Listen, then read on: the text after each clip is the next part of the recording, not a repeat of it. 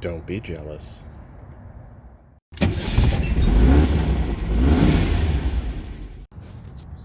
Today, shocks. So then bolt is hitting the top of that opening,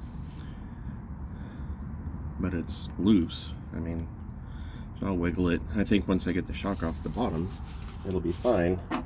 Problem is, that coilover is still under spring tension. So I'm a little nervous about taking that bottom bolt out.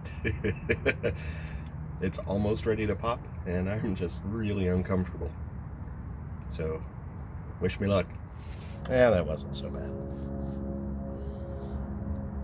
It only dropped a couple inches, and it didn't surprise me and jump out. So, we're all good. Let's get this thing out of here. So here we go. That's what I'm replacing it with. Just the cheapest shock you can buy, pretty much, the KYB XLG. I just wanted to see how different it felt. This thing still has the torsion bars installed, so the suspension and springs are already there. All this does is add more bounce, stiffens it up. I don't want it any stiffer, I want it to give more. So we're getting rid of that. I don't see a name on it, but I'll bet you it's MP or something. It looks like the cheap MPs. So anyway, let's put this one on and do the other side. Alright, that's one.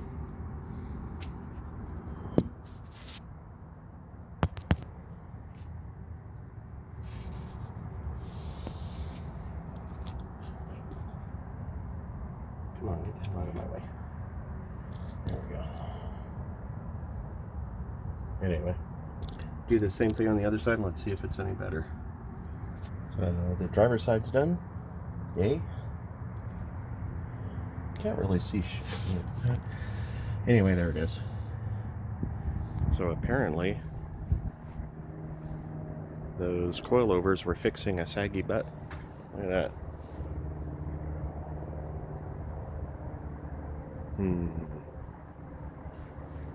Alright, if I do something to address that, I'll do a new video, but till then, you guys have a great one, and we'll see you next time.